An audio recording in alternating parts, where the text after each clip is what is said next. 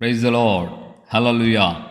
దేవునికి మహిమ కలుగును గాక. క్రీస్తునందు నా ప్రియమైన దేవుని బిడ్డలైన మీ అందరికీ ఉదయకాలపు శుభములు తెలియజేస్తున్నాను. మన కర్మేల్ రైవల్ మినిస్ట్రీస్ ద్వారా దేవుడు అనుగ్రహించుచున్న ఈ అనుదినపు అభిషేక వర్తమాన కార్యక్రమాలు మీకు ఆశీర్వాదకరంగా ఉన్నాయని మేము భావిస్తున్నాం. నా ప్రియులరా, మరి మన ప్రభు రక్షకుడు ఈ యొక్క 2025 సంవత్సరం డిసెంబర్ మాసంలోకి ఆయన మనల్ని ఈ విధంగా సమకూర్చారు.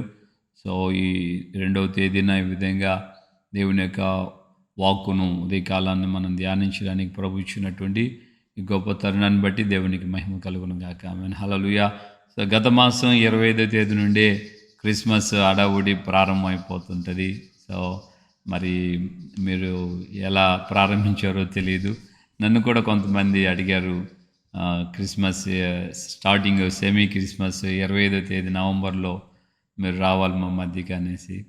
సో అలాగా 25వ తేదీన ఈ డిసెంబర్ 25 కంటే ముందుగా నవంబర్ 25నే చాలామంది ప్రారంభిస్తున్నారు. సో అనేక విషయాలు ఆ విధంగా కొంతమంది యాదృచ్ఛికంగా అంటే ఒక వాడుకగా చేసేవాళ్ళు ఉన్నారు, కొంతమంది స్పిరిచువల్గా కూడా చేసేవాళ్ళు ఉన్నారు. ఎనివే మనం అందరం నమ్మగలిగినటువంటి మాట ఏంటంటే దేవుని యొక్క వాక్యం తేటగా చెప్తుంది. దావీదు పౌలు ద్వారా రాయబడిన ఆయన శరీరధారిగా ఈ భూమి మీదకి వచ్చాడు. ఆమేన్. ఆయన తన యొక్క జీవితంలో తండ్రి చిత్తం చేయాల్సిన పనులన్నీ చేసి ముగించి చనిపోయి పాతిపెట్టబడి తాను చెప్పినట్లుగానే 3వ రోజున మృతుల్లోండి తిరిగి లేచి పరలోకానికి వెళ్ళే తండ్రి కుడి పార్శ్వమందు ఆయన ఆశీనుడై ఉన్నాడు. ఆయన చెప్పినట్లుగానే మన కొరకు ఆయన ఒక స్థలమును సిద్ధపరుస్తున్నాడు. ఆ స్థలం సిద్ధపడిన తర్వాత ఆయన వచ్చి మనల్ని తీసుకుని వెళ్తానని ఆయనే మనకు చేసిన వాగ్దానం. దేవుని యొక్క రాకడికి రాజ్యానికి మనం ఆయన యొక్క ప్రత్యక్షత కొరకు మనం ఎదురు చూడాలి. ఇంకా ఏదో యేసు ప్రభు ఇంకా లాలిపాపలాగా జోలిపాపలాగా మరేమ గర్భంలో పుట్టాడు, ఈ యొక్క కాలం గతించిపోయింది, అయిపోయింది. ఇప్పటికి 2025 సంవత్సరాలు అయిపోయింది దరిదాపుగా. సో ఇప్పుడు మనం ఈ కాలంలో మనం గుర్తించాల్సిన మాట ఏంటంటే ప్రభు రాకడకు మనం సిద్ధపడేటట్లుగా దేవుని యొక్క లేఖనాలను మనం ధ్యానించాలి. దేవునికి స్తోత్రం. హల్లెలూయా. సో ప్రభువు అయిన యేసయ్య ఈ భూమి మీదకి రావడానికి ముందుగానే ప్రవక్తల ద్వారా దేవుడు ప్రవచనాత్మకంగా ఆయన యొక్క రాకడను గురించి తెలియచేశారు. సో అనేక విషయాలు మనం పాత నిబంధనలో యేసయ్యను గురించి చూడవచ్చు. ఈ రోజున మనం యెరెమీయా గ్రంథంలో ఓ మాటను మనం ధ్యానించబోతున్నాం. 23వ అధ్యాయము 5-6 వచనాల్లో వ్రాయబడిన మాట. దావీదునకు నేను చిగురును పుట్టిస్తాను, దావీదునకు చిగురు నేను పుట్టిస్తాను, అతడు రాజై పరిపాలన చేస్తాడు, అతని దినములలో దేశము నెమ్మది పొందుతుంది. సో ఇత్యాది విషయాలు ప్రవక్త అయినటువంటి యెరెమీయా ద్వారా దేవుడు ప్రవచనాత్మకంగా ఆయన యేసయ్య రాకకు ముందే ప్రవచనాత్మకంగా ఆయన 100 సంవత్సరాలకి ముందే ఆయన ప్రవచనం చెప్పాడు. యేసయ్య వచ్చే ఆయన చేసే కార్యాలు ఆయన రాకముందే ప్రకటన చేయటం జరిగింది. సో మనం దేవుని బిడ్డలుగా గమనించాల్సిన మాట ఏంటంటే ఆ రాయబడినటువంటి మాట, దావీదునకు చిగురును నేను పుట్టిస్తాను, అతడు రాజై పరిపాలన చేస్తాడు, ఆయన యొక్క కాలములో తన ప్రజలకి క్షేమము నెమ్మది కలుగుతుంది, దేవుని యొక్క నీతి యెహోవా నీతి అని ఆయనకు పేరు పెడతారు, యెహోవా నీతి అని ఆయనకు పేరు పెడతారు. సో దేవుని బిడ్డలారా గమనించాలి, యేసయ్య యొక్క జననానికి ముందుగానే ఎంతటి ఆధారమైన లేఖనాలు మనకు ప్రవచనాత్మకంగా ఉన్నాయో ఒకసారి ఆలోచించండి. సో చదవబడినటువంటి ఈ యొక్క యెరెమీయా గ్రంథం 23:5-6 వచనాల్లో వ్రాయబడిన ఈ మాటలను బట్టి మనం గమనించినప్పుడు ఆయన రాజుగా పరిపాలన చేస్తున్నాడు. రాబో దినములలో నేను దావీదునకు నీతి చిగురును పుట్టించేదను, అతడు రాజై పరిపాలన చేయను, అతడు వివేకముగా నడుచుకొనుచు కార్యము జరిగించును, భూమి మీద నీతి న్యాయములను జరిగించును, అతని దినములలో యూదా రక్షణ నందును, ఇజ్రాయేలు నిర్భయముగా నివసించును, యెహోవా మనకు నీతి అని అతనికి పేరు పెట్టుదురు. దేవునికి మహిమ కలుగును గాక. ప్రియులరా, ఈ వచనాల్లో మనం చూస్తున్నాం దేవుని యొక్క లేఖనం ఇంత స్పష్టంగా యేసయ్యను గురించినటువంటి వివరణ మనకు ఆయన తెలియజేసి ప్రవచనాత్మకంగానే. సో యేసయ్య అన్ఎక్స్పెక్టెడ్, ఆయన యొక్క జననం అన్ఎక్స్పెక్టెడ్గా ఏదో ఆమెకు మరియమ్మకు దేవదూతలు వచ్చి చెప్పాయి, ఇవన్నీ కాదు. ఆయన పుట్టబోయే బిడ్డకు ఇమ్మాన్యుయల్ అని పేరు, యేసు అని పేరు పెడతారు. ఇవన్నీ కామన్, అది న్యాచురల్గా జరగలేదు. అది దానికంటే ముందుగానే, ఆ మాటల కంటే ముందుగానే ప్రవచనాత్మకంగా ప్రభువు యొక్క జననాన్ని గురించి దేవుడు ప్రవక్తని ఇర్మియా ద్వారా కూడా ఆయన తెలియచేస్తున్నాడు. సరే, మనం ఆలోచించాలి. దేవుని యొక్క సన్నిధిలో యేసయ్య మనకు నీతి అంటే ఆయన యొక్క రక్తము చేతనే, మనకు ఆయన యొక్క త్యాగము చేతనే దేవుడు మనకు నీతిని కలిగింపచేశాడు. ఆయన యొక్క త్యాగము ద్వారా మన జీవితాలు నూతనపరచబడ్డాయి. దేవునికి మహిమ కలుగును గాక. హల్లెలూయా. ఆయన దినములలో మనము నెమ్మది, అంటే ఆయన ద్వారా మన జీవితాల్లో నెమ్మదిని మనం అనుభవిస్తున్నాం. ఒకప్పుడు పాప భారం, ఇప్పుడు మనకు భారాలు ఉన్నాయి, వేదనలు ఉన్నాయి. కానీ ఈ భారం వేరు, ఆ భారం వేరు. అదేమో పాప భారం, మనల్ని కృంగదీసిన భారం, మనల్ని బంధించినటువంటి బంధకాలు, వేదనలు, ఈ లోక సంబంధమైనటువంటి అనేక వ్యసనాలలో చిక్కుబడినటువంటి బ్రతుకులు. అవి పాపము, మాటల్లోనూ, చూపుల్లోనూ, ఆలోచనలోను, క్రియలోను, నడకలో, పడకలో కూడా పాపపు ఆలోచన, ఆ క్రియారూపకమైనటువంటి జీవితాలు.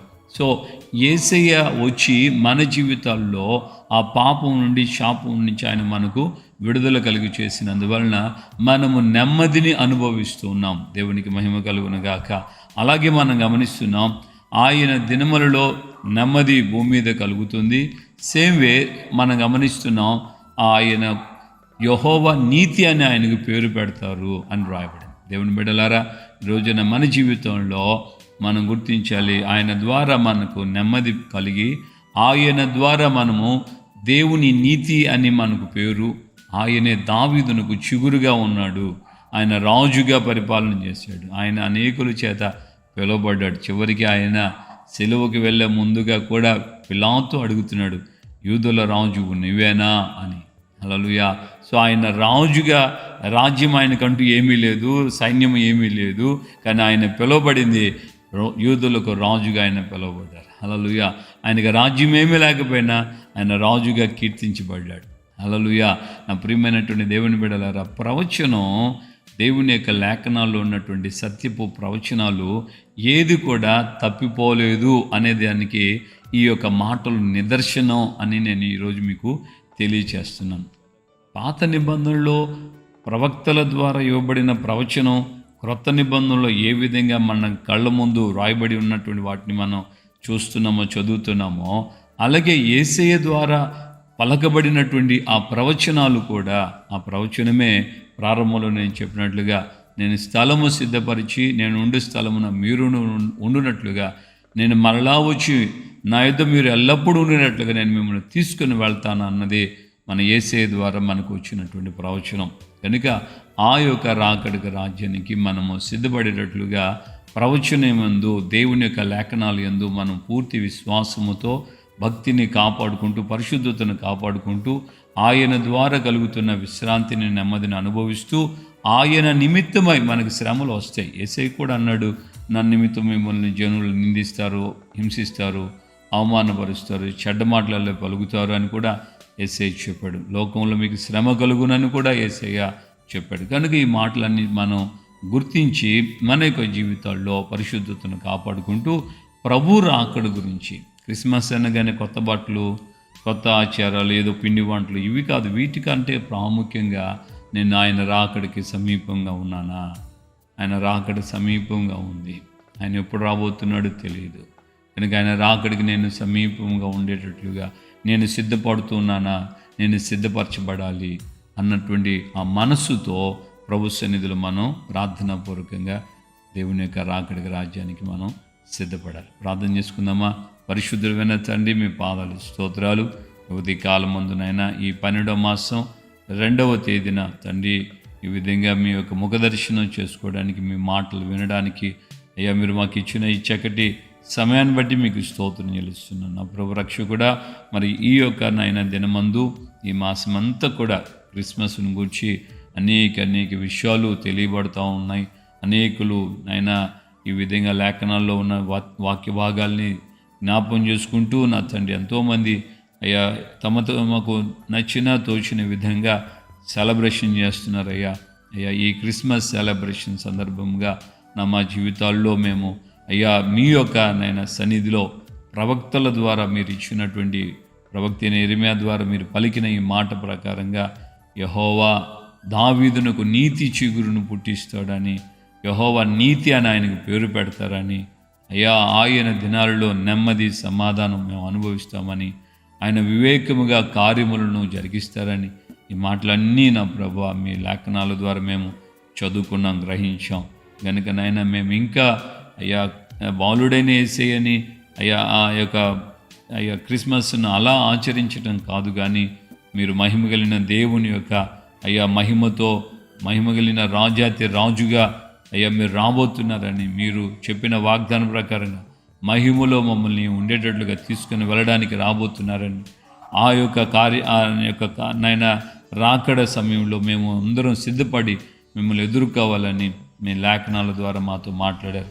కనుక మాలో ఎవరూ తప్పిపోకుండా ఈ మాటలు వింటున్న, ఈ బోధ వింటున్న నీ బిడ్డలందరూ ఆయన మీరు రాకడ రాజ్యానికి సిద్ధపడినట్లుగా సహాయం చేయండి. కృప చేత నింపండి, బలపరచండి. ప్రతి వారి మనస్సును ఈ విధంగా మీ యొక్క కృపతో నూతనపరుస్తూ మహిమ కలిగిన రాకడ రాజ్యానికి సిద్ధపడినట్లుగా సహాయం చేయండి.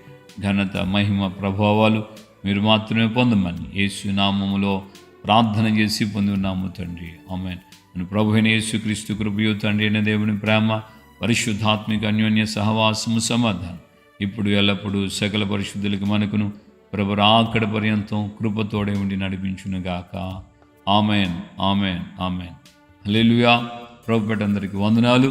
నిశ్చయముగా దేవుని యొక్క మహా ఉచితమైన కృప చేత దేవుడు మనల్ని ఈ విధంగా ఆయన రాకడ రాజ్యానికి సిద్ధపరచి ఉన్నట్లుగా యెహోవా మనకు నీతి అనే ఆయనకి ఇవ్వబడిన ఆ పేరు మనకు కూడా ధరింప చేయబడుతున్నాను.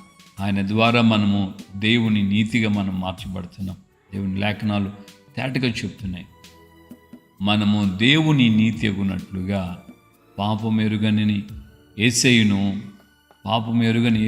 తండ్రి పాపిగా మార్చాడని దైవజనుడు పౌలు గారు కొరింథీయులకు రాసిన పత్రికలో చెప్తున్నాడు. కనుక మనం దేవుని నీతి, యేసయ్య యెహోవా నీతి అని ఆయనకి మాత్రమే కాదు, ఆయనను బట్టి మనము దేవుని నీతిగా మార్చబడుతున్నాం.